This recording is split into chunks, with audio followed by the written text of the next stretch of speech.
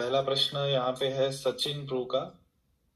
वो पूछ रहे हैं कि प्रभु जी, अगर ये संसार सब एक माया इल्यूजन है और मनुष्य इसी जाल में फंस जाता है और ये माया इंसान को भक्ति से दूर ले जाती है, तो प्रभु जी भगवान ने ये माया बनाई ही क्यों और भौतिक जगत में इससे कैसे बचे? दो प्रश्न हैं उनके।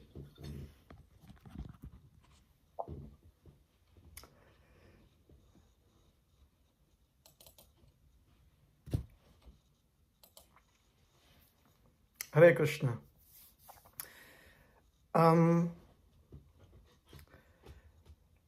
भगवान जो है माया की सृष्टि इस हेतु से करते हैं ताकि जो जीव का कर्तव्य है, उसका स्वभाव है कि वो हमेशा भगवान की सेवा में रहकर संतुष्ट रहे,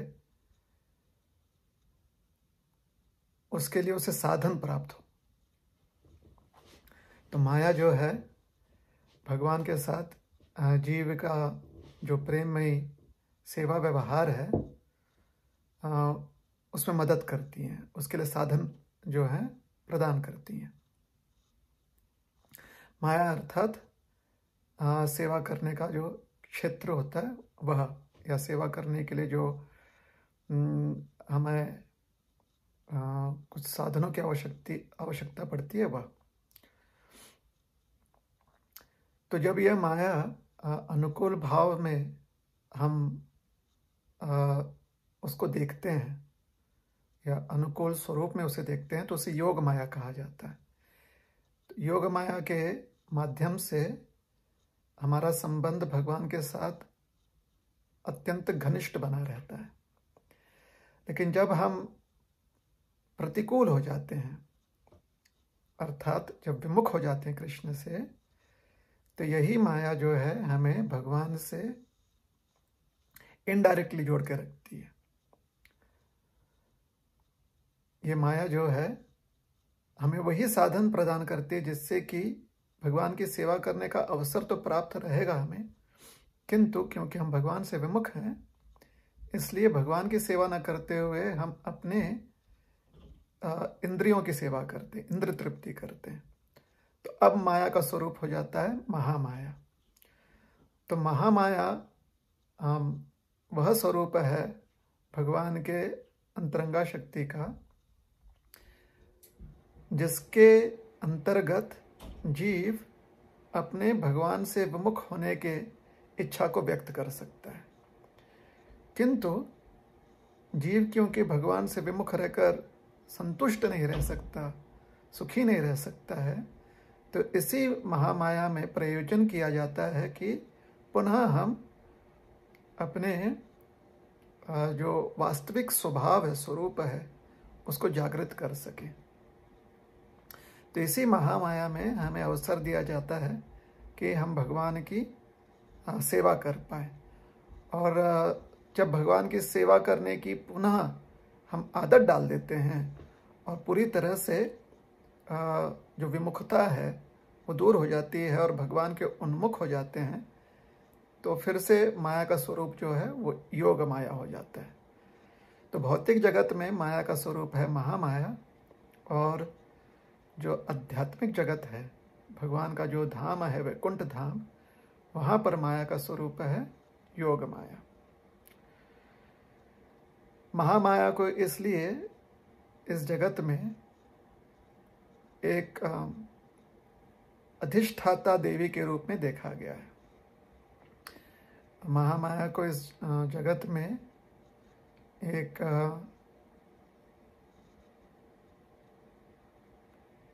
सुपरिंटेंडेंट की जगह के तरह देखा गया। जो जेल के सुपरिंटेंडेंट होते हैं उनसे तुलना की गई है, जेल का जो अधिकारी व्यक्ति होता है। तो ये जगत जो है भौतिक जगत, यहाँ पर जो भगवान से विमुख हो गए हैं और इस प्रकार से एक कैदी भावना उनमें आ गई है, तो उनके लिए कैद खाना है यह जगत, जहाँ पर उन्हें सुधरने का अवसर दिया जाता है। यह महामाया का स्वरूप जो है एक वैद्य का भी स्वरूप दिया गया है, डॉक्टर का भी स्वरूप दिया गया है, जो कि जो रोगी होते हैं उनके लिए जो रुग्ण होता है, रुग्णालय रोगियों के लिए, वहाँ पर वो वैद्य रूप में उनका उपचार करती है,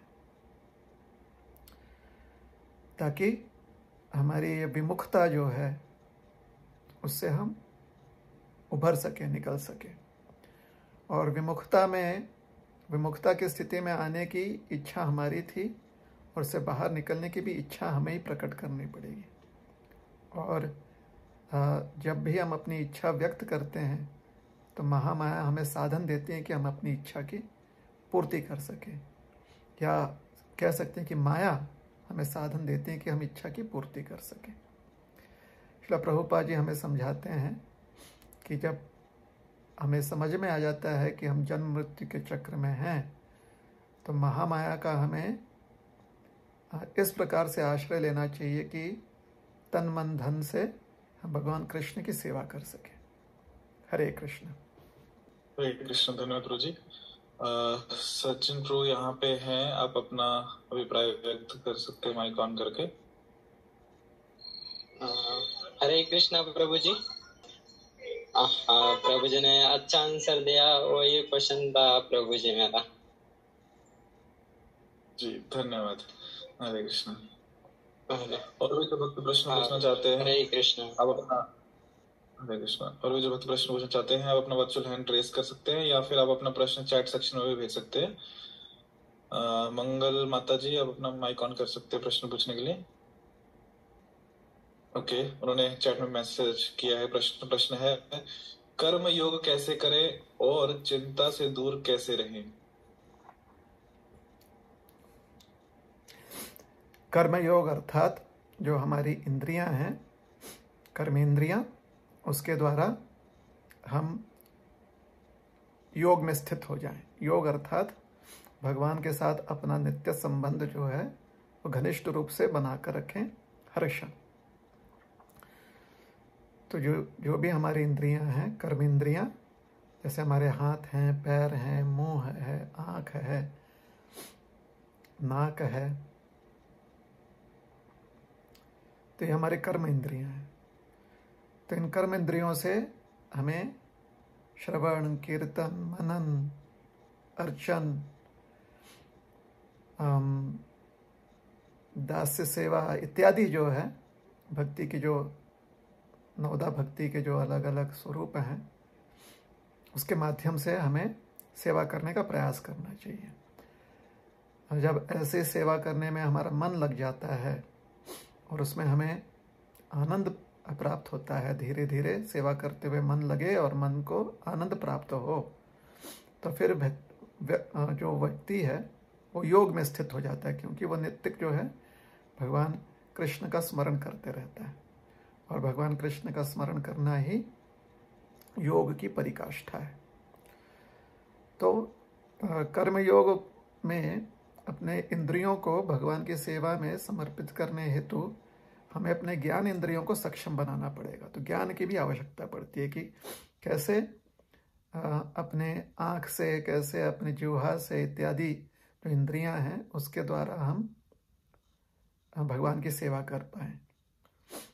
जैसे जो हमारी जिह्वा है या मुंह है, उसके द्वारा हम भगवान का प्रसाद ग्रहण कर सकते हैं और उसके द्वारा भगवान का कीर्तन कर सकते हैं, कीर्ति गायन कर सकते हैं। तो यह ज्ञान जो है आवश्यक है कि किस प्रकार से कीर्ति गायन करना है। हमें शास्त्र से अध्ययन करके जो भगवान की कीर्ति है, शास्त्र श्रवण करके जो भगवान की कीर्ति है उसे समझना है और फिर उसका गान करना है, उसे कहते हैं कीर्तन। तो इत्यादि। मन को चिंता रहित करने के लिए एक ही साधन है कि मन को ऐसे विषय में लगाया जाए जो पूरी तरह से निर्मल हो। और इस संसार में एक ही वस्तु निर्मल है, वह है श्री भगवान। या एक ही तत्व निर्मल है, वह है श्री भगवान। तो भगवान से संबंधित जितने भी विषय वस्तु हैं और जितना भी तथ्य है उससे हम जुड़ जाएं। वही नवधा भक्ति की जो प्रणाली है उसका ज्ञान प्राप्त करके हम उसमें अपना मन लगाना शुरू करें। मन चिंताग्रस्त क्यों होता है? मन चिंताग्रस्त इसलिए होता है क्योंकि हमारी इच्छा भोग करने की होती है और मन में भोग करने के बहुत सारे विचार आने लगते हैं। जब हम भोग करने का प्रयास करते हैं तो उसके फल दो प्रकार से हो सकते हैं। या तो भोग करने में हम सफल होंगे या असफल होंगे। और ये सफलता असफलता जो है वो क्षणभंगुर होती है। अगर भोग करने में आज हम सफल हैं तो कल पुनः जो है उसके लिए प्रयास पुनः करना पड़ेगा। या फिर भोग करने में अगर हम असफल हो गए तो फिर कल पुनः प्रयास कर सकते हैं। तो क्षणभंगुर होता है ये। अर्थात जो भी इसमें सुख प्राप्त होता है या जो भी शांति प्राप्त होती है वो क्षणिक होती है, कुछ समय के लिए। लेकिन भोग का विपरीत स्वरूप होता है सेवा। भोग यह होता है कि हम सिर्फ अपने बारे में चिंतन करते हैं। सेवा का अर्थ होता है कि हम भगवान और भगवान की जो सृष्टि है जहाँ तक हो सके उससे जुड़ने का प्रयास करते हैं। इसलिए जो भक्त होता है वो हमेशा निश्चिंत होता है। श्रील प्रभुपाद जी एक सुंदर बात कहा करते थे। जो बंगाली शास्त्र हैं उसमें से वो कहते थे, कृष्ण भक्त निष्काम अतएव शांत। कहते हैं जो भगवान कृष्ण का भक्त होता है क्योंकि वह निष्काम होता है, वह हमेशा शांत होता है। लेकिन जो सर्वकामी होते हैं या मोक्षकामी होते हैं, ऐसे जो व्यक्ति होते हैं सकले अशांत, ये सब जो है अशांत रहते हैं। कृष्ण भक्त निष्काम अतएव शांत। कृष्ण भक्त निष्काम होता है। तो श्रील प्रभुपाद जी और जो वैष्णवाचार्य हैं वो हमसे यही निवेदन करते हैं कि हम कृष्ण की भक्ति करें। कृष्ण की भक्ति करना ही यह सर्वोच्च योग पद्धति है। कर्म योग की जो परिकाष्ठा है वह है कृष्ण की भक्ति करना। भगवान गीता में कहते हैं, यत् करोषि यद् अश्नासि यद् जुहोषि ददासि यत् तपस्यसि तु कौन्तेय तत् कुरुष्व मदर्पणम्।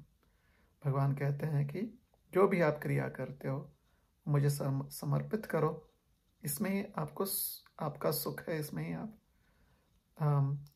निश्चिंत रह पाओगे और शांत रह पाओगे, चिंता रहित रह पाओगे, सुखी रह पाओगे। हरे कृष्ण।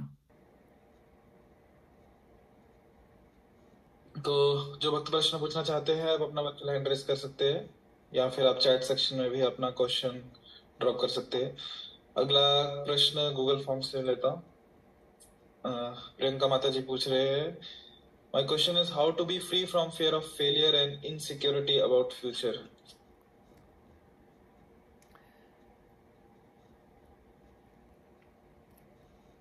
भगवान जब अर्जुन जी के सारथी बने हुए थे तो अर्जुन जो है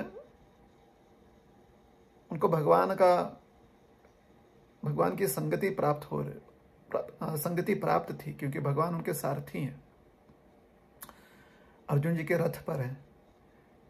किंतु क्योंकि अर्जुन जी मोहग्रस्त हो गए थे, इसकी वजह से लाभ और हानि इस द्वंद्व में वो फंस गए थे और उससे चिंतित हो गए थे, उससे बहुत विमोहित हो गए थे। फिर भगवान ने अर्जुन जी को ज्ञान दिया जिसको हम गीतोपदेश कहते हैं। भगवान से वह ज्ञान प्राप्त करके अर्जुन जी का मन जो है पूरी तरह से निर्मल हो गया और अर्जुन जी ने कहा, नष्ट मोह स्मृतिर्लब्धा तत्प्रसादात् म्याच्युत। मोह नष्ट हुआ मेरा कृष्ण, और यह सब आपकी कृपा से प्राप्त हुआ है। तो मोह के कारण ही हमें लगता है कि संसार में हमें कुछ ना कुछ परेशानी होगी। एक बार एक बच्चा जो है कुएं में गिर गया था, तो उसके पिताजी ने उसे बचाने के लिए रस्सी फेंका नीचे। तो बच्चे ने रस्सी पकड़ा और पिताजी ने कहा कि कस कर रस्सी पकड़ना और हम तुम्हें ऊपर खींच लेंगे। तो बच्चा कस के रस्सी पकड़ा हुआ था और पिताजी ऊपर खींच रहे थे। तो बाहर निकल आया कुएं में से। तो किसी ने बच्चे से पूछा कि तुम्हें डर नहीं लग रहा था कि कहीं रस्सी टूट जाएगी या तुम गिर जाओगे? तो बच्चे ने कहा नहीं, क्योंकि मेरे पिताजी मुझे ऊपर खींच रहे थे तो मुझे बिल्कुल डर नहीं लग रहा था। तो जब आपको अपने पिता में या आपके जो जिसका आपने आश्रय लिया है उसमें पूरी श्रद्धा होती है तो भय का कारण नहीं रह जाता, क्योंकि श्रद्धा का अर्थ होता है कि आप सिर्फ एक ही तत्व में विश्वास करते हो, एक ही आप निष्कर्ष में विश्वास करते हो, और वो है आश्रय। ना तो आप सफलता ना असफलता में आप ध्यान रखते हो, आप सिर्फ यह जानते हो कि आप आश्रित हो। तो इनसिक्योरिटी का अर्थ होता है कि हमें किसी कारण से भगवान का आश्रय जो है वो दिख नहीं रहा है।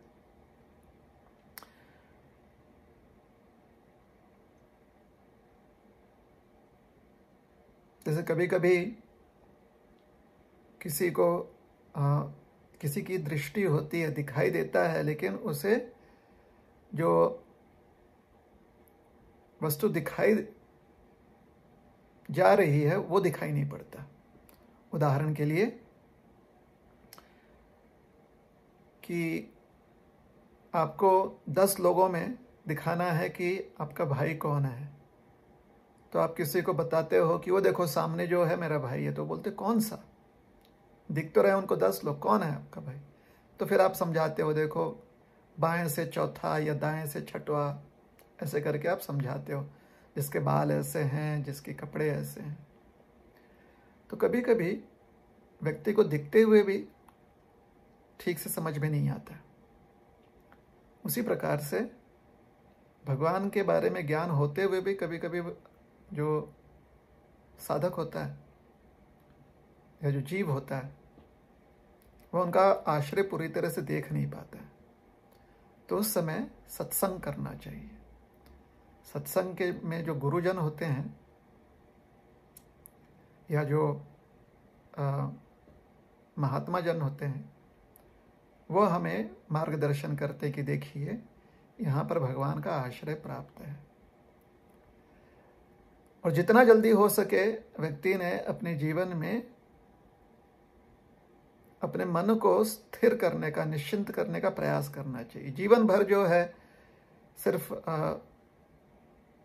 अपने आप को कमजोर नहीं रखना चाहिए, जितना जल्दी हो सके। जैसे अर्जुन जी ने भगवान से जैसे ही ज्ञान प्राप्त किया तो तुरंत उनका मन जो है सुदृढ़ हो गया। उसके बाद फिर से 18 दिन तक जो है युद्ध 18 दिन तक चला। 18 दिन तक पुनः अर्जुन जी को पूछने की आवश्यकता नहीं पड़ी। तो यह हम पर निर्भर करता है कि हम कितने प्रामाणिक हैं।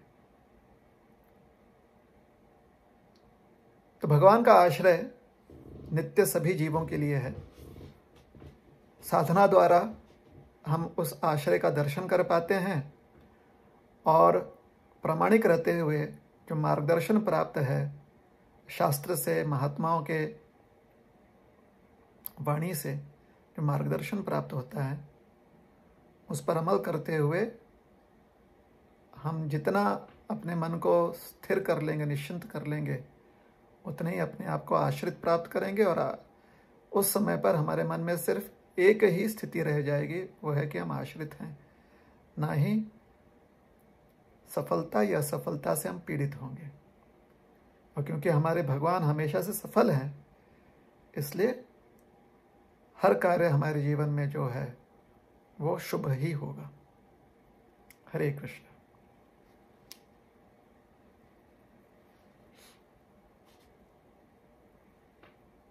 हरे कृष्णा। धन्यवाद प्रभु जी। प्रियंका माता जी, आप अपना अभिप्राय व्यक्त कर सकते हैं माइक ऑन करके। हरे कृष्ण प्रभु जी, दंडवत प्रणाम। धन्यवाद प्रभु जी, बहुत अच्छे से समझाया आपने। मैं आपने जो भी कुछ बोला है, मैं वो पूरा करने की कोशिश करती हूँ। थैंक यू प्रभु जी। You are welcome. Hare Krishna. Hare Krishna. और भी जो भक्त प्रश्न पूछना चाहते हैं, आप अपना वर्चुअल हैंड रेज कर सकते हैं और या फिर चैट सेक्शन में अपना प्रश्न दे सकते हैं।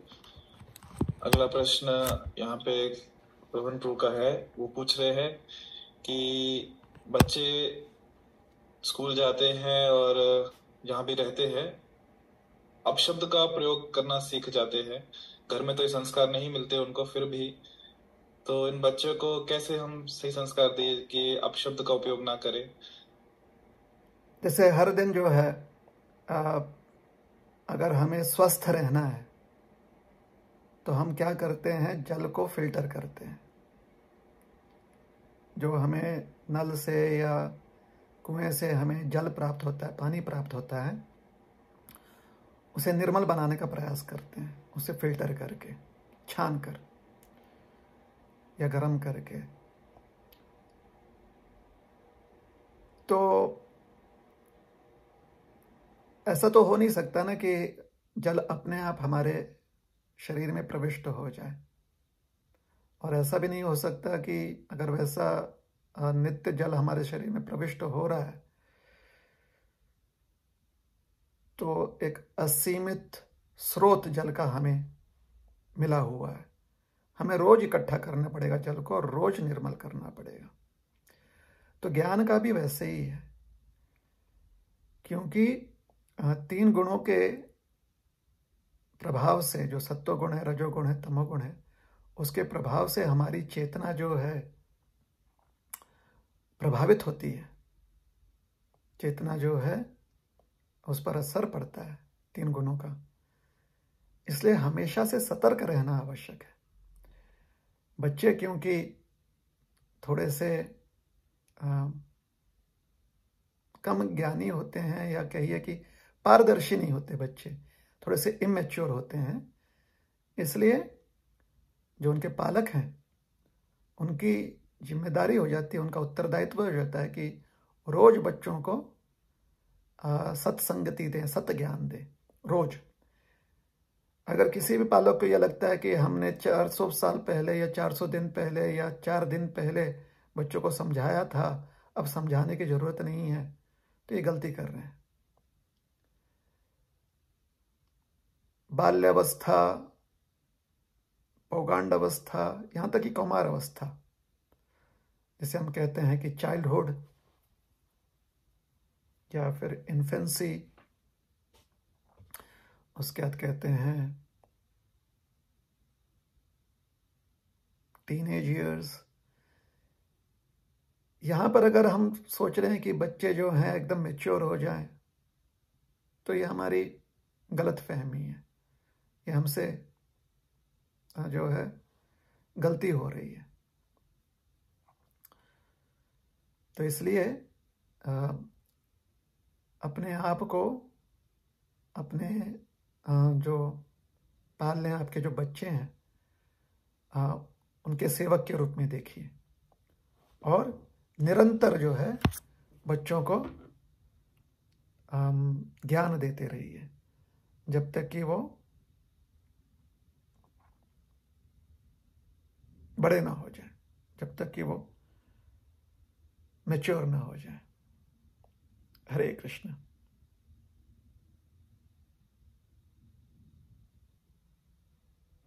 हरे कृष्ण। कोई जो वक्त पूछना चाहते हैं अपना हैंड रेस कर सकते हैं या चैट में प्रश्न भेज सकते हैं। मेघा अग्रवाल माता, आप अपना माइक ऑन करके प्रश्न पूछ सकते हैं।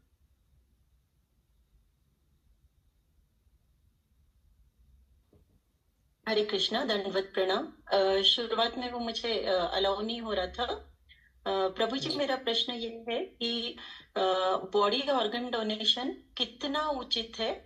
कभी कभी लगता है कि मतलब मोस्ट इन जनरल तो सभी को सब कुछ होता है, बट कुछ केसेस में कहीं पे कम होता है, तो वो करना, और खास करके अपनी डेथ के बाद, मतलब हम कृष्णा के इसमें तो इंटरफेयर करने का कोई सवाल ही नहीं उठता, बट फिर भी क्या हमें करना चाहिए या नहीं करना चाहिए? ये शरीर जो है एक साधन है जिससे कि हम भगवान की सेवा कर सकें, इसलिए हमें यह प्रयास करना चाहिए कि शरीर को पूरी तरह से भगवान की सेवा में हम समर्पित कर दें। जो सेवा यज्ञ है उसमें शरीर की आहुति दे दें सेवा करते हुए। शरीर को नष्ट नहीं करना है, शरीर को सेवा में युक्त करना है, लगाना है। तो यह जीवन का परम उद्देश्य होना चाहिए। शरीर जब शांत हो जाए, अर्थात हमारा जो आयु काल है, आयु अवधि है शरीर में, जब समाप्त हो जाए, तो फिर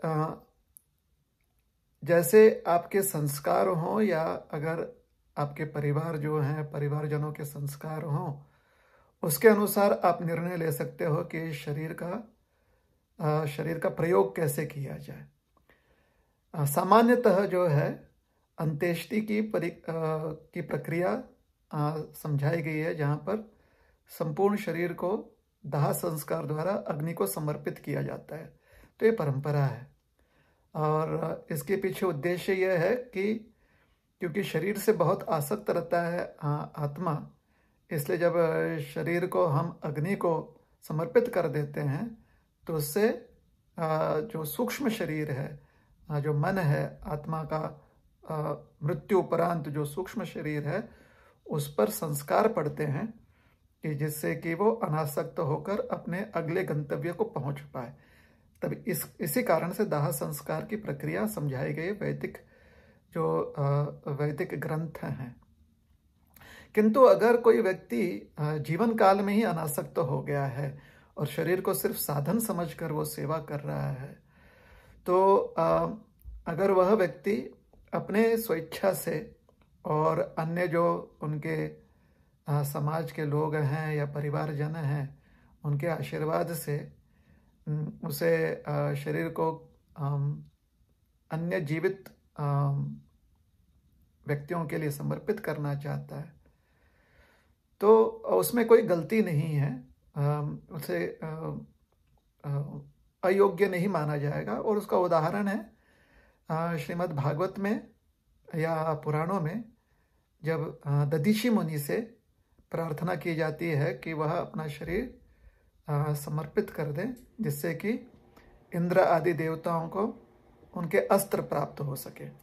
वृत्रासुर इत्यादि जो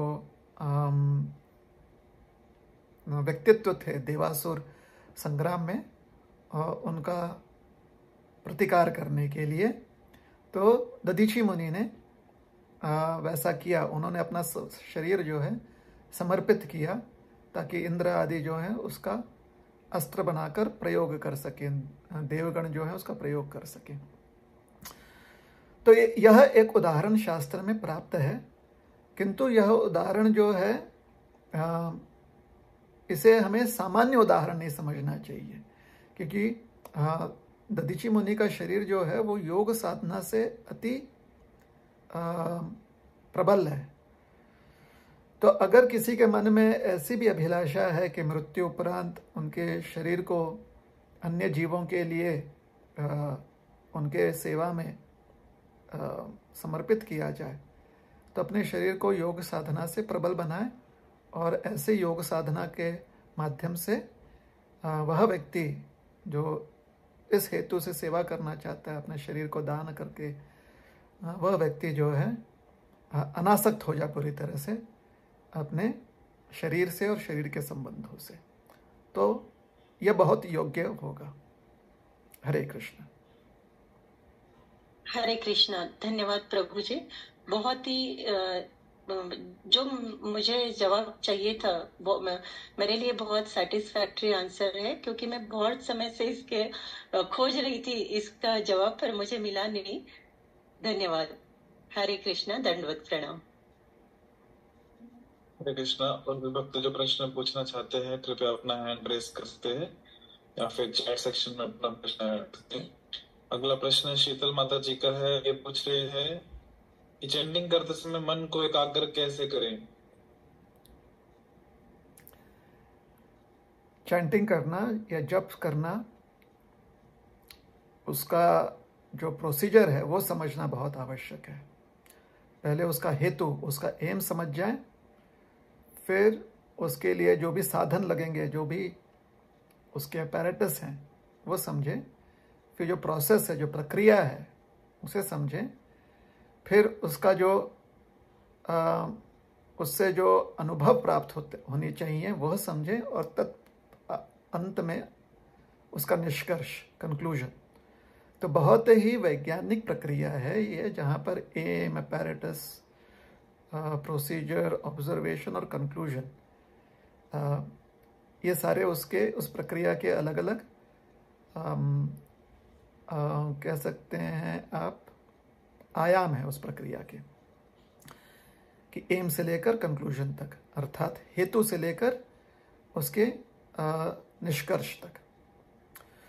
तो जप करने का हेतु क्या है? जप करने का हेतु है कि मन भगवान में लगे, भगवान के नाम में लगे।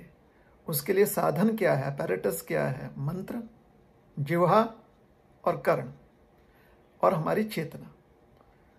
तो मंत्र जो है, जिह्वा से उसका उच्चारण किया जाता है, कर्णों से उसका श्रवण किया जाता है और अपने चित्त में उसे समा लिया जाता है, उसे ग्रहण कर लिया जाता है। तो यह है अपैरेटस। प्रोसीजर क्या है? प्रोसीजर हमने आपको समझा दिया कि आप अपने जिह्वा से ध्यानपूर्वक मंत्र का उच्चारण करें। मंत्र जो है अच्छे से उच्चारण करना चाहिए ताकि आपको श्रवण हो। किसी और को श्रवण करवाने के लिए मंत्र जाप करना इस साधक का कर्तव्य नहीं है। किसी और को मंत्र जाप करवाना एक गुरुजन का कर्तव्य होता है। जो गुरु होते हैं वह कभी कभी जो साधक कमज़ोर होता है उसकी सेवा में गुरु जो हैं मंत्र उच्चारण करते हैं और सेवक उसे जो है जो साधक होता है उसे ग्रहण करता है, क्योंकि वो कमज़ोर है। कमज़ोर अर्थात वो अपने जिह्वा से उच्चारण नहीं कर पा रहा है। तो जहाँ पर हमारी जिह्वा सबल है तो हमें अपनी जिह्वा से मंत्र का योग्य उच्चारण करना चाहिए और अपने कर्णों से उसे ग्रहण करना चाहिए और अपने चित्त में उसे समाने के लिए प्रामाणिक रहना चाहिए कि हमारा ध्यान जो है कहीं और ना लगे। तो तभी मंत्र का फल प्राप्त होगा। फिर हमारी अनुभूति क्या होती है? हमारी अनुभूति यह होती है कि मन जो है स्थिर हो रहा है, मन जो है मंत्र पर ध्यान दे रहा है। तो ये हमारे ऑब्जर्वेशन होते हैं। और फिर निष्कर्ष क्या निकलता है? निष्कर्ष यह निकलता है कि जिस हेतु से हमने चैंटिंग करने की अभिलाषा रखी थी या चैंटिंग करने की प्रक्रिया जो है अपनाई है, जप करने की प्रक्रिया अपनाई है, वह हेतु सफल हुआ। कैसे? हम जो हैं भगवान में अपना मन लगा रहे हैं। हरे कृष्ण।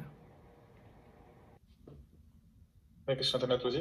और भी जो भक्त प्रश्न पूछना चाहते हैं वो अपना हैंड रेस कर सकते हैं ताकि आपको प्रश्न पूछने का अवसर दिया जाए, या फिर आप चैट सेक्शन में प्रश्न दे सकते हैं। शीतल माता जी, आप अपना अभिप्राय व्यक्त कर सकते हैं माइक ऑन करके, या फिर चैट सेक्शन में बता सकते हैं। हरे कृष्ण प्रभु जी। हरे कृष्ण प्रभु जी। माता जी बोलिए। जो बताए वो उसे धन्यवाद। हरे कृष्णा जी। और भी जो भक्त प्रश्न पूछना चाहते हैं अपना वर्चुअल हैंड रेज कर सकते हैं। द्वियोनी गौर प्रभु, हमें रोहिणी कुछ माता समझ जी, में आप नहीं अपना आया, सॉरी डिस्टर्ब कर रहे हैं। वॉइस जो था हमारे जी जी ये हो रहा था, ब्रेक हो रहा था। तो अगर आपको समझ में ओके आया तो आप बताओ, नहीं तो चैट सेक्शन में वो लिख कर देते। जी। जहां तक मुझे समझ में आया वो धन्यवाद व्यक्त कर रहे थे और दंडवत प्रणाम बोला। फिर भी शीतल माता जी, आप चाहे तो चैट सेक्शन में प्रश्न भेज सकते हैं। सॉरी, आपको अभी अपना अभिप्राय चैट सेक्शन में दे सकते हैं। रोहिणी माता जी, आप प्रश्न पूछिए प्लीज। हरे कृष्णा प्रभु जी, दंडवत प्रणाम। जीवन में हमें इच्छाएं रखनी चाहिए क्या? क्योंकि कभी कभी ऐसे होता है कि हमारे मन में कुछ इच्छाएं उत्पन्न होती है और वो कंप्लीट हो जाती है, बट इच्छा से ही मतलब हमारा फ्यूचर या फिर इच्छा और कर्म से डिपेंड होता है। तो वो क्या सही है कि इच्छाएं रखना है या फिर नहीं रखनी चाहिए?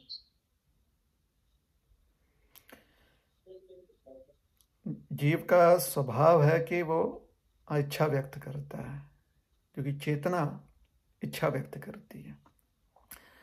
बस हमें यह सीखना है कि योग्य जो इच्छा है उसे व्यक्त करें। और ये सीखने की आवश्यकता इसलिए है क्योंकि जिस जगत में हम निवास कर रहे हैं उस जगत में हमेशा दो विपरीत लक्ष्य हमारे सामने आ सकते हैं। एक वो जो है योग्य है और दूसरा जो है वो अयोग्य है। दोनों ही लक्ष्य हमारे समक्ष आ सकते हैं। तो हमें यह प्रयास करना चाहिए कि हम योग्य लक्ष्य का ही साथ दें और जो अयोग्य है उसे त्याग दें।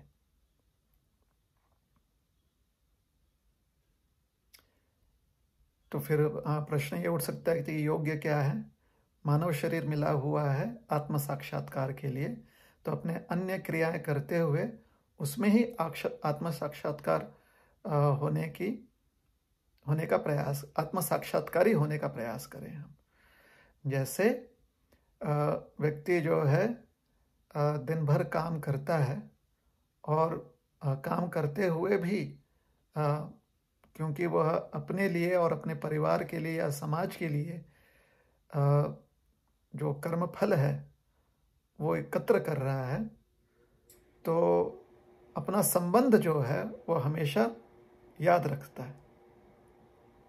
वो संबंध भूलता नहीं। ऐसे नहीं कि काम में इतना उसका मन लग जाता है कि जब उस कार्य का फल प्राप्त होता है तो भूल जाता है कि अरे ये किस हेतु हमने कार्य किया था, अपने किस हेतु के लिए या अपने समाज के या अपने परिवार के किस हेतु के लिए हमने कार्य किया था, वो भूल जाता है। तो ये अयोग्य है। साधारणतः व्यक्ति कोई भी कार्य करे वो जिस हेतु से, और हेतु जो है जैसा हमने बताया, हेतु स्वयं के लिए या अपने परिवार के लिए, अपने समाज के लिए व्यक्ति इत्यादि हेतु से कार्य करता है, तो वो जो संबंध है अपने साथ, अपने परिवार के साथ, अपने समाज के साथ, अपने प्रांत के साथ इत्यादि, वो संबंध कार्य करते हुए भी उसे संबंध याद रहता है। कार्य करते समय शायद वो संबंध को ध्यान में ना रखे, लेकिन संबंध जो है उसके मन में हमेशा रहता है। तो उसी प्रकार से जो योग्य कार्य समझाया गया है मनुष्य जीवन में, वो है आत्म साक्षात्कार। और आत्म साक्षात्कार और भगवत साक्षात्कार ये एक प्रकार से समान ही हैं, क्योंकि हम भगवान के अंश हैं। इसलिए जब हम आत्म साक्षात्कार प्राप्त करते हैं तो हमें समझ में आता है कि हम भगवान के अंश हैं, और इस प्रकार से भगवत साक्षात्कार भी प्राप्त हो जाता है। तो जो भी हम कार्य करें, जो भी हम विचार रखें, जो भी हम जीवन में लक्ष्य के प्रति ध्यान रखते हैं, वो हर चीज़ जो है अपने मनुष्य जीवन की सिद्धि से जुड़ा रहना चाहिए। और मानव जीवन की सिद्धि है कि अंततो गत्वा भगवान की प्रेममय सेवा नित्य रूप में हमें प्राप्त हो जाए। हरे कृष्ण।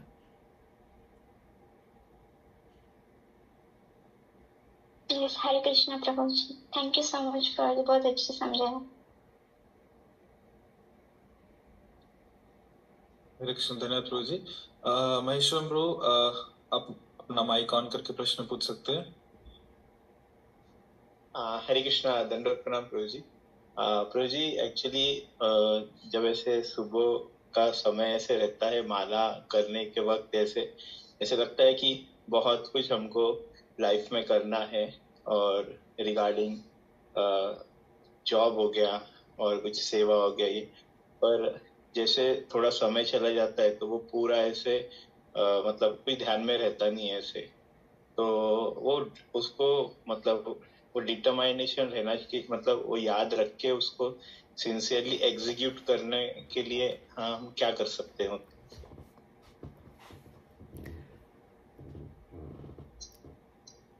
कोई भी कार्य सिद्ध करने के लिए व्यक्ति को अच्छे से भोजन करना चाहिए, अन्न ग्रहण करना चाहिए, जो भी पौष्टिक आहार है, क्योंकि उससे शरीर को ऊर्जा प्राप्त होती है, तभी वो कार्य सिद्ध कर पाएगा।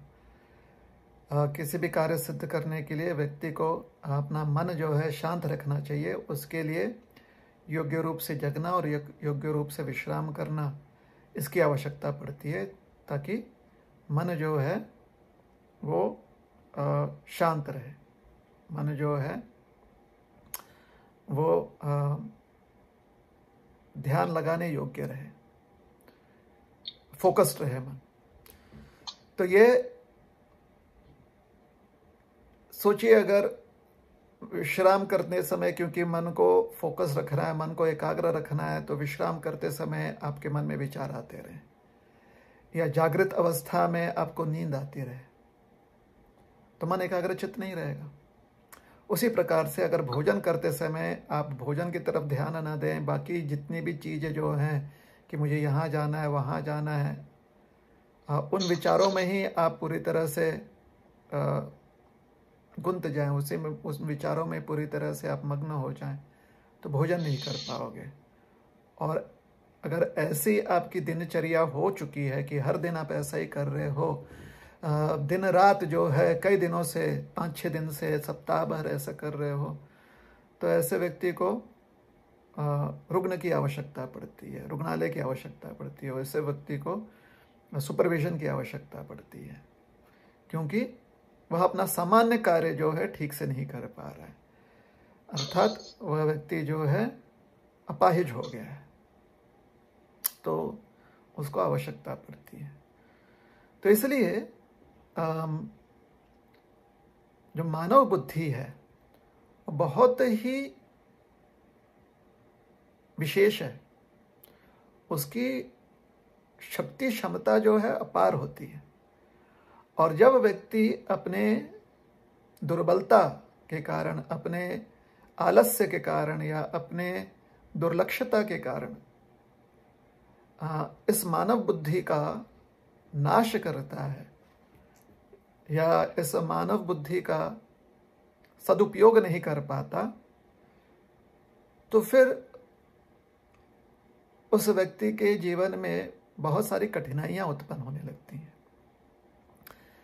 तो जो व्यक्ति समझदार होता है, अपने मानव बुद्धि का सदुपयोग करता है, वो जानता है कि भोजन करते समय अच्छे से भोजन ग्रहण करें, विश्राम करते समय जो है मन को शांत रखे, ताकि वो विश्राम कर सके, अच्छे से नींद प्राप्त हो, जागृत अवस्था में अपने कार्य पर ध्यान दे। यह जो कार्य है मानव बुद्धि का, सामान्यतः अन्य पशु जो हैं अपने पार्श्विक जो लक्ष्य है उसके लिए आसानी से सदुपयोग कर लेते हैं। प्रभुपाद जी कहते हैं कि जिस प्रकार से आप सृष्टि में देखें, उदाहरण देते हैं वृंदावन के बंदरों का, वो कहते हैं कि शाम होते ही, सूर्यास्त होते ही सब एकदम निद्राग्रस्त हो जाते हैं। उन्हें किसी स्लीपिंग पिल की औषधि लेने की आवश्यकता नहीं पड़ती, कोई भी बंदर हो, किसी को आवश्यकता नहीं पड़ती, शांत होकर एकदम विश्राम करते हैं। और सूर्योदय होते ही चहल पहल शुरू हो जाती है, इधर दौड़ना उधर दौड़ना। उस समय वो विश्राम नहीं करते, उस समय उन्हें आलस नहीं आता। और ये सिर्फ बंदरों की बात नहीं है, जितने भी 84 लाख योनि में से 80 लाख योनि जो हैं वो अन्य योनि है, मानवीय योनि। मानव योनि सिर्फ 4 लाख समझाए गए, 4 लाख। तो जरा विचार कीजिए कि अन्य प्राणियों को क्यों ये समस्या नहीं आती है कि जागृत अवस्था में पूरी तरह से कार्यगत रहें और विश्राम करते समय अच्छे से विश्राम करें। अन्य प्राणियों को क्यों नहीं ये समस्या आती कि भोजन करते समय उनका ध्यान कहीं और जाए। भोजन जो है ध्यानपूर्वक करते हैं, ऐसा कभी नहीं होता कि उनका ध्यान कहीं और होता, भोजन करना भूल जाते हैं, क्योंकि वह उनकी आवश्यकता है। मनुष्य ही जब अपने विशाल बुद्धि क्षमता का दुरुपयोग करता है आलस्य के कारण या दुर्लक्षता के कारण, तो उसके जीवन में ये सारी समस्याएं आती हैं। और फिर जब ऐसी समस्याएं आती हैं तो उसे फिर औषधि की आवश्यकता पड़ती है। अब आते हैं साधना पर, कि जब व्यक्ति साधक बनता है तो मानव बुद्धि की जो विशेष क्षमता है, उस क्षमता का प्रयोग कर रहा है वो। साधारणतः जो मनुष्य साधना नहीं कर पाते वो उस क्षमता के बारे में नहीं समझ पाते हैं, लेकिन जो साधक होते हैं वह इस बुद्धि क्षमता का उसकी विशेषता समझते हैं। ये जो बुद्धि क्षमता है उसकी विशेषता समझते हैं, तो वो साधक बनते हैं।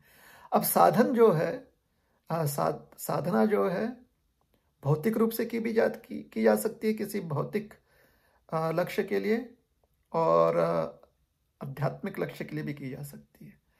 जैसे कि किसी व्यक्ति को संसार में बहुत यशस्वी होना है, राजा बनना है, बहुत धन जो है प्राप्त करना है, ये बहुत ज्ञान प्राप्त करना है, ज्ञानी बनना है इत्यादि, तो उनकी साधना देखिए। इतने सारे बच्चे जो हैं परीक्षा में जो अव्वल क्रमांक लेकर एकदम उत्तीर्ण हो जाते हैं, कितनी साधना करते हैं। भारत में जैसे IAS IPS इत्यादि के लिए साधना बच्चे जो हैं साल 2 साल 3 साल 4 साल 15-15 घंटे 16-16 घंटे साधना करते हैं। तो ये किसी भौतिक लक्ष्य के लिए। और उसी प्रकार से जो योगी होते हैं जो साधना करते हैं, वो भी 15-16 घंटे कभी कभी 24 घंटे जो हैं तपस्या करते हैं, साधना करते हैं, ध्यान करते हैं, ध्यान साधना करते हैं, क्योंकि वो जानते हैं, उन्हें समझ में आ गई कि उनकी जो बुद्धि क्षमता है, उनका जो इंटेलिजेंस, स्पेशल इंटेलिजेंस है, उसकी विशेषता वो समझ गए। जो उनका स्कोप जो है स्पेशल इंटेलिजेंस का, वो उन्हें समझ में आ गया। तो ऐसे व्यक्ति कभी भी आलस्य नहीं करते, वो हमेशा प्रामाणिक रहते हैं, सिंसियर रहते हैं। तो अगर साधना व्यक्ति को करनी है आध्यात्मिक दृष्टिकोण से कि भगवान के नाम में उनका मन लगे, तो जो भी वह 1 घंटा 2 घंटा प्रातःकालीन साधना करते हैं वो प्रामाणिकता से करनी चाहिए, यह जानते हुए कि जो विशेष संधि उन्हें प्राप्त हुई है, उन्हीं की अभिलाषा से उन्हें ये प्राप्त हुई है विशेष संधि, तो उसमें सफल होने के पूरा अवसर जो है उन्हें प्राप्त है सफल होने के लिए। और इसलिए एक साधक जो है निश्चिंत होकर ध्यानपूर्वक अपनी साधना करता है और अपने मन को साधना में ही एकाग्र रखता है, भटकने नहीं देता। मन का भटकना ये 2 कारण से होता है, एक तो आलस्य या फिर दुर्लक्षता, विक्षेप जिसे कहते हैं, distraction. Hare Krishna. Thank you so much प्रभु जी।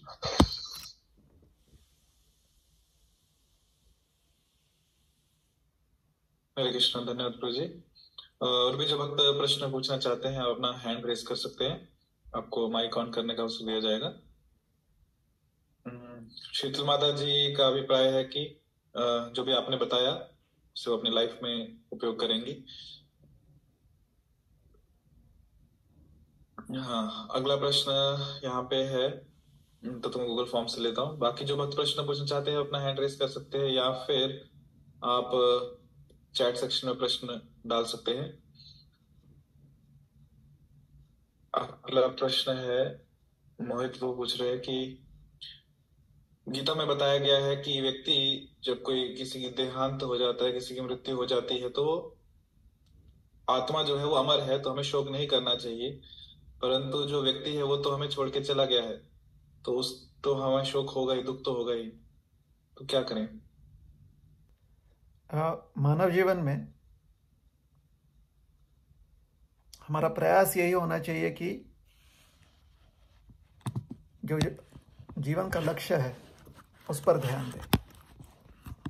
जीवन का लक्ष्य यह है कि हम अपने मनुष्य जीवन को सफल बनाएं, और साथ ही साथ जिनके भी संपर्क में हम हैं उनके संपर्क में रहते हुए उनको भी प्रेरणा दे कि वो मनुष्य जीवन में अपने लक्ष्य को प्राप्त करें।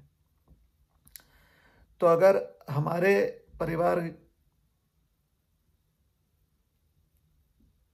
के सदस्य जो हैं उनकी जीवन यात्रा समाप्त हो गई है, और अगर हमने उनके जीवन काल में और अपने जीवन काल में इस लक्ष्य पर ध्यान दिया हुआ है कि मनुष्य जीवन मिला हुआ है, साधना के लिए मनुष्य जीवन मिला हुआ है, कि भगवान के प्रति हम जो हैं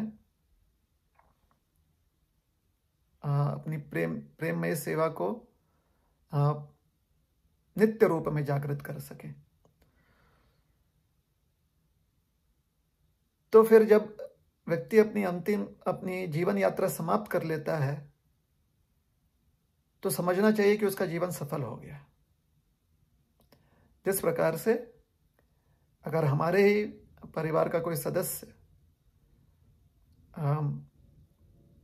सामान्य जो व्यवहार होता है उसके अनुसार कोई ऊंचे पद पर चला जाता है, जिसकी वजह से उसे हमसे थोड़ी दूरी हो जाती, कहीं दूर जाना पड़ता है उसे। अभी मान लीजिए कि आज के समय में तो फ़ोन आ चुका है, लेकिन ऐसे हम समझ लेते हैं कि कोई ऐसा कार्य है, कोई ऐसा पद प्राप्त हो गया उन्हें जिससे कि दूरी काफ़ी हो गई। ऐसे सोच लीजिए कि अंतरिक्ष में वो चले गए, और अंतरिक्ष में चले गए तो संपर्क इतना आसानी से नहीं कर पाते हैं परिवार के सदस्य। वो अंतरिक्ष यान में बैठ कर जाते हैं तो इतना आसानी से संपर्क नहीं हो पाता है। तो क्योंकि उन्हें एक ऊंचा पद प्राप्त हुआ है, तो उसमें हमें गौरव होता है कि हमारे परिवार के किसी सदस्य ने इतना ऊंचा पद प्राप्त किया।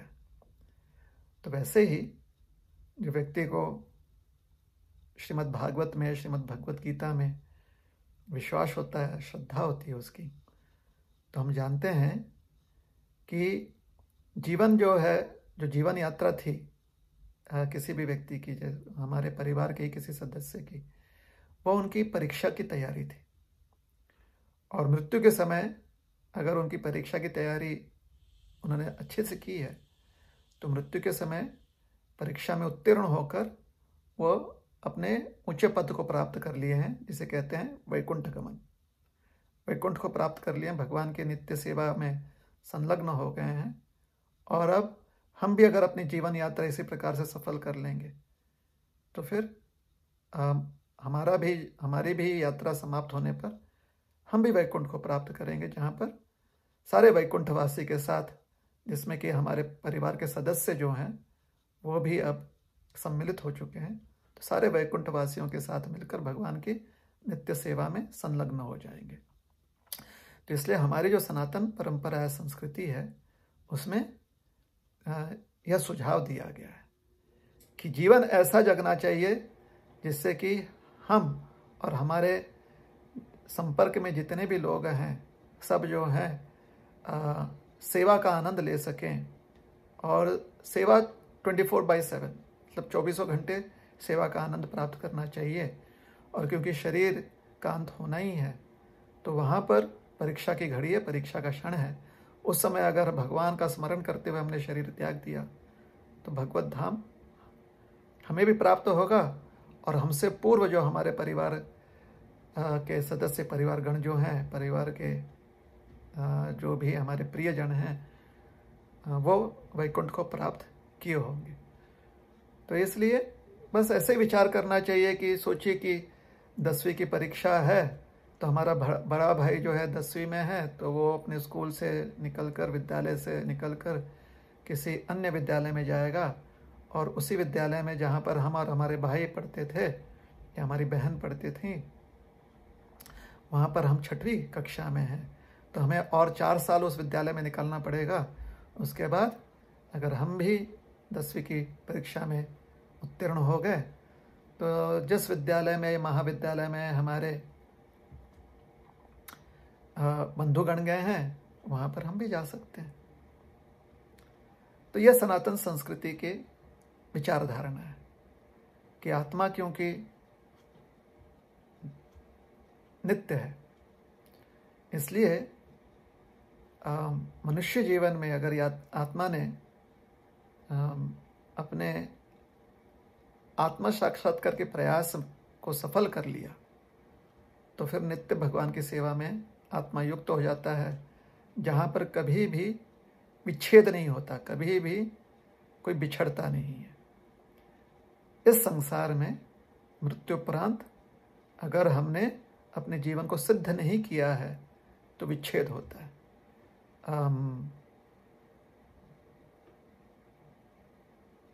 हम अलग हो जाते हैं। तो कितना भी प्रयास कर लें, अगर हमने अपने जीवन को सफल नहीं किया है, हम मुक्त नहीं हुए हैं जन्म मृत्यु के चक्र से, तो बहुत समय तक हम जो हैं अलग हो जाएंगे। तो करना क्या चाहिए? करना यह चाहिए कि हमारी जो संस्कृति है और जो हमारी विचार पद्धति है सनातन धर्म की, उस पे कर्तव्य पे जोर दिया गया है कि अगर किसी की मृत्यु हो चुकी है, जो हमारे परिवार के सदस्य हैं, तो मृत्यु उपरांत भी उनके प्रति हमारा कर्तव्य बना रहता है। जैसे कि श्राद्ध इत्यादि कर्म जो होते हैं, वो इसी कर्तव्य की ओर जो है हमारा ध्यान रखते हैं। और श्राद्ध की प्रक्रिया जो है सिर्फ वार्षिक नहीं होती, जो प्रतिदिन जो है हम उसको उन्हें श्रद्धापूर्वक कुछ ना कुछ अर्पण कर सकते हैं। जैसे कि भोजन करते समय हम अन्न का कुछ, पहला जो अन्न का भाग होता है, उसे हम गौ माता को, अन्य जीव जंतुओं को और अपने पितरों को हम प्रदान करते हैं। अपने जो भी दिवंगत हमारे परिवार के सदस्य हैं, उन्हें हम समर्पित करते हैं पितृ सेवा के स्वरूप में अन्न का। तो ये हमारी संस्कृति है कि प्रतिदिन अन्न ग्रहण करते समय हम एक भाग, जो प्रथम भाग होता है स्वयं ग्रहण करने के पहले, पितरों का ध्यान करते हुए इन्हें समर्पण करते हैं, जिसमें हमारे परिवार के सारे सदस्य आते हैं जो अभी शांत हो गए, जो मृत हो चुके हैं। तो कर्तव्य करते रहना चाहिए। और एक कर्तव्य यह भी होता है, जैसे श्रीमद् भागवत में प्रहलाद महाराज के बारे में कहा गया है, और शास्त्र में भी इसका उल्लेख है। प्रहलाद महाराज को भगवान नरसिंहदेव ने यह वरदान दिया था कि तुम्हारे जितने भी पूर्वज हैं कई पीढ़ियों तक, वो सब जो है मुक्त हो गए, क्योंकि तुम जो हो पूरी तरह से भक्ति में लगे हुए मुक्त हो चुके हो। और शास्त्र में यह भी आता है कि जब हमारे पूर्वज जो मुक्त नहीं हुए हैं, वो देखते हैं कि उनके परिवार का कोई सदस्य जो है वो पूरी तरह से भगवान की भक्ति में लग गया है और वह अपनी भक्ति के कारण मुक्त होने वाला है, तो उन्हें पूरा विश्वास हो जाता है हमारे पूर्वजों को कि वह भी अपने इस जो उनके वंशज, जो उनका वंशज है, यह जो भक्ति कर रहा है वर्तमान काल में, यह उनका वंशज जो है वो उन्हें तारेगा, वो उन्हें मुक्ति प्रदान करेगा। तो उन्हें बहुत आनंद होता है अगर हम भगवान की भक्ति करें। तो हमारे जो भी पितृ हों, हमारे माता पिता, दादा दादी, नाना नानी, परनाना परनानी, परदादा परदादी, सभी के प्रति हमारा कर्तव्य होता है, क्योंकि उनके प्रति हमारा ऋण होता है। और हम कर्तव्य का पालन कर सकते हैं भक्ति करके। और जैसे कुछ कर्तव्य के साधन दिए गए हैं, श्राद्ध इत्यादि करके, या उनके स्मरण में दान धर्म करते हुए, किसी को जल पिलाना, किसी को अन्न देना, अन्न दान करना उनके स्मरण में, यह भी कर्तव्य पालन है। अगर कोई व्यक्ति पूरी तरह से भगवान की भक्ति सेवा में लग गया है, जैसे कि उदाहरण के लिए वो अर्चक हो गया है, भगवान की विग्रह की पूरी तरह से 24 घंटे सेवा करता है कहीं मंदिर में, किसी आश्रम में, तो उस व्यक्ति के लिए अन्य कर्तव्य करने की आवश्यकता नहीं पड़ती। वो कर सकता है या नहीं भी कर सकता। अगर वो अन्य कर्तव्य जैसे श्राद्ध इत्यादि कर्म नहीं करता है, क्योंकि पूरी तरह से भगवान की सेवा में लगा हुआ है, जिसका फल जो है समाज के लोगों को मिल रहा है। वो मंदिर में आते हैं, भगवान का दर्शन करते हैं, जिसकी सेवा अर्चना जो है ये अर्चक अच्छे से कर रहा है, तो फिर उसके सारे जितने भी कर्तव्य हैं उसका पालन वो कर रहा है, सिर्फ भगवान की अर्चना सेवा करके।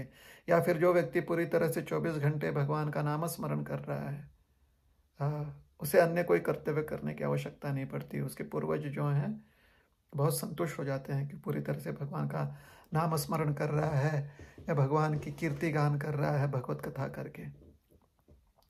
तो जो व्यक्ति ऐसे 24 घंटे जो है या पूरे तन मन धन से भगवान की किसी न किसी स्वरूप में सेवा करता है, अगर उसे समय नहीं मिलता है श्राद्ध इत्यादि कर्म करने का, अपने पूर्वजों के स्मरण में दान धर्म इत्यादि करने का, तो उसकी कोई कमी नहीं है। क्योंकि दान धर्म इत्यादि करने का जो फल है, श्राद्ध इत्यादि करने का जो फल है, मात्र भगवान की किसी न किसी स्वरूप में 24 घंटे तन मन धन से भक्तिमय सेवा करने से वो पूरा फल प्राप्त हो जाता है। तो संक्षिप्त में, अगर हमारे कोई प्रियजन है जिनके प्रति हमारी बहुत आसक्ति है, उनका देहांत तो हो जाता है, तो हमें अच्छे से भक्ति करनी चाहिए, हमें अच्छे से भगवान की सेवा करनी चाहिए, भक्ति करनी चाहिए। इससे हमें भी लाभ मिलेगा, उन्हें भी लाभ मिलेगा, जैसे कि हमने शास्त्र प्रमाण देते हुए समझाया है। साथ ही साथ जब तक हम जीवित हैं, हम सबको प्रयास करना चाहिए कि हम भगवान की सेवा अच्छे से कर पाएं, जिससे कि हमारा जीवन सफल हो और यह सफलता जो है हमारे पूर्वजों को भी प्राप्त हो जाए। हरे कृष्ण।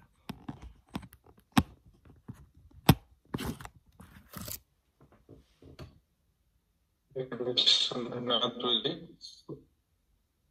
अगला प्रश्न पूरा माता जी का है, वो पूछते हैं प्रेम भक्ति क्या होती है?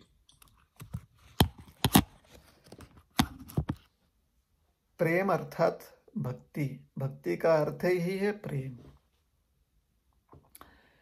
भजन अर्थात सेवा, सेवा प्रेम पूर्वक करनी चाहिए। अगर सेवा में कोई और हेतु है तो वो हेतु रंजित सेवा होती है, तो सेवा का स्वरूप है, लेकिन मन जो है हमारे किसी और लक्ष्य में लगा हुआ है, तो वो सकाम सेवा हो गई। ऐसी सकाम सेवा जो है उससे मन शांत नहीं होता है। तो मन शांत करने के लिए प्रेममय सेवा करनी चाहिए। प्रेममय सेवा का अर्थ होता है सिर्फ एक ही हेतु है कि जिससे हम प्रेम करते हैं उसको हम आनंद देना चाहते हैं, उसके सुख के लिए हम सेवा करते हैं, उसके आनंद के लिए हम सेवा करते हैं। तो इसी को भक्ति कहा जाता है।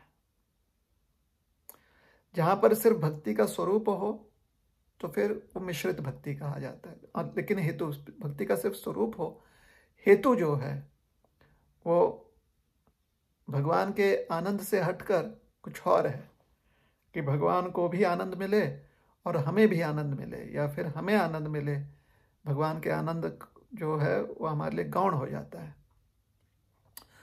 तो फिर इसे कहते हैं मिश्रित भक्ति। ऐसे मिश्रित भक्ति या तो कर्म या ज्ञान या योग द्वारा, ध्यान द्वारा जो है, और उसमें उसका मिश्रण होता है, कर्म का, ज्ञान का, योग का। कर्म का अर्थ होता है कि कर्म ऐसा करें जिससे कि हमें आनंद मिले। ज्ञान अर्थात ऐसे करने से हमें मन शांत होगा, इसलिए। तो जहाँ पर हमारा लक्ष्य जो है, हमारे संतुष्टि का जो लक्ष्य है वो प्रबल हो जाए, वो मुख्य हो जाए, और भगवान का आनंद जो है, भगवान को सेवा द्वारा जो आनंद प्राप्त हो रहा है वो गौण हो जाए, तो इसे कहते हैं मिश्रित भक्ति। क्योंकि भक्ति का स्वरूप है इसलिए इसे भक्ति कहा जाता है। किंतु अगर भक्ति की परिभाषा, मूल परिभाषा देखी जाए तो भक्ति अर्थात प्रेम। इसलिए संसार में कहीं पर भी अगर प्रेम की संभावना है वो इसलिए है क्योंकि वहाँ पर परमात्मा का वास होता है। तो वास्तव में हम जानते नहीं। जैसे कि अगर कोई व्यक्ति जो है किसी से प्रेम कर रहा है, संसार में किसी और व्यक्ति से प्रेम कर रहा है, तो वो इसलिए होता है क्योंकि उस व्यक्ति के पास, जिससे हम प्रेम करते हैं, उसके पास कोई ना कोई साधन होते हैं। या तो उसके पास धन है, या उसके पास कोई संपत्ति है, या उसके पास हमें सुखी रखने के लिए कोई क्षमता है, इत्यादि। तो वास्तव में भक्ति और प्रेम जहाँ पर समान अर्थी हैं, शब्द हैं, उस स्वरूप में देखा जाए तो जहाँ किसी भी वस्तु से, किसी भी व्यक्ति से, किसी भी कारण से अगर प्रेम हो, वह इसलिए है क्योंकि वहाँ पर परमात्मा का वास होता है। उस धन संपत्ति में परमात्मा का वास है, उस वस्तु में परमात्मा का वास है, उस व्यक्ति में परमात्मा का वास है। बस परमात्मा का वास दर्शन करने की बात है। जहाँ पर व्यक्ति को परमात्मा का दर्शन हो जाए,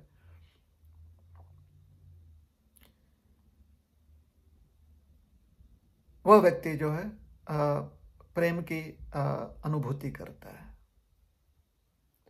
यो माम पश्यति सर्वत्र सर्वं च मयि पश्यति तस्याहं न प्रणश्यामि स च मे न प्रणश्यति।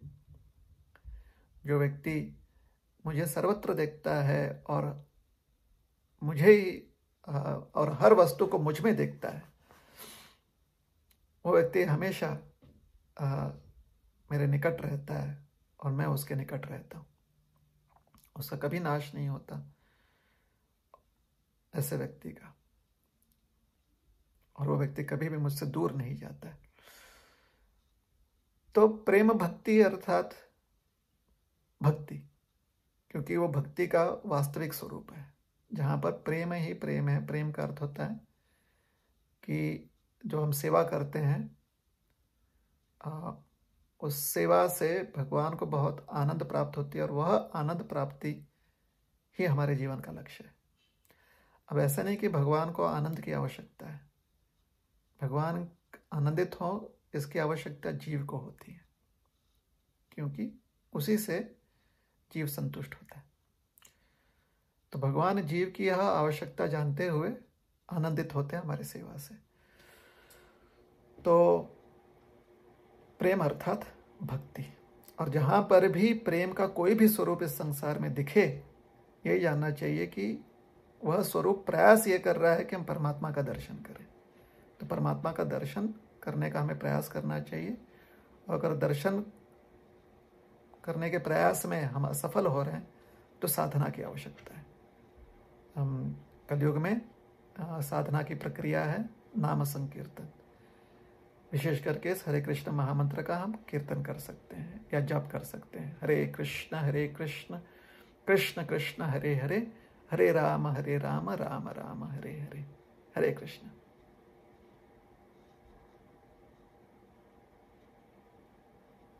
हरे कृष्ण। धन्यवाद ध्रुव जी। अगला प्रश्न पूनम माता जी का ही है। वो पूछ रहे हैं कि भगवान की सेवा करते समय हमारा भाव क्या होना चाहिए, क्योंकि कहा जाता है कि भगवान भावग्राही जनार्दन है।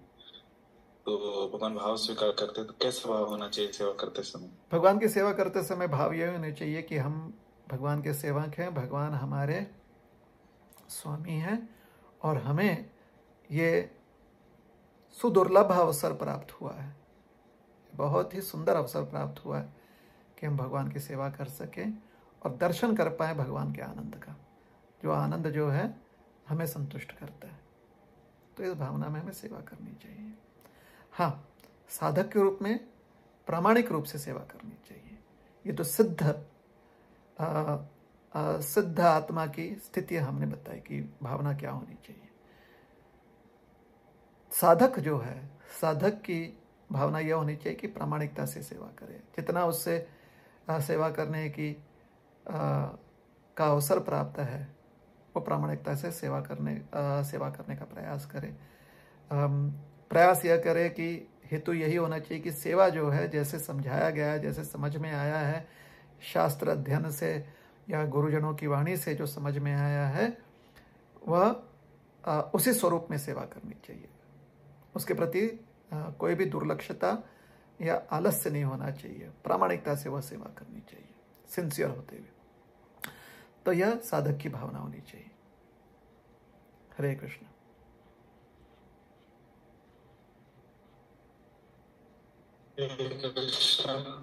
हरे कृष्ण। धन्यवाद गुरु जी, बहुत बहुत धन्यवाद आपका। पुनः माता जी अपना अभिप्राय व्यक्त कर सकते हैं माइक ऑन करके या चैट सेक्शन। तो धन्यवाद गुरु जी, और सभी भक्तों का धन्यवाद कि आपने प्रश्न पूछे। गुरु जी आपका धन्यवाद, आपने इतने विशेष उत्तर दिए। अंत में कुछ विशेष अनाउंसमेंट्स। हरे कृष्ण। श्रील प्रभुपाद की जय। तो इस्कॉन छत्रपति संभाजी नगर को आप फॉलो कर सकते हैं। फिर social media handles Facebook, YouTube, Instagram, Twitter पे डेली भागवतम क्लासेस, भगवान के दर्शन और अन्य जो भी फेस्टिवल्स होते हैं आपको यहाँ पे अपडेट्स मिलेंगे। और श्रीमान रोहिणी प्रभु को आप फॉलो कर सकते हैं सोशल मीडिया चैनल पे, handle Rohini Priyadas, Facebook, Instagram, YouTube पे उनके भागवतम क्लासेस और उनके वीडियो क्लिप्स और कोर्स के लिए अन्य सभी गतिविधियों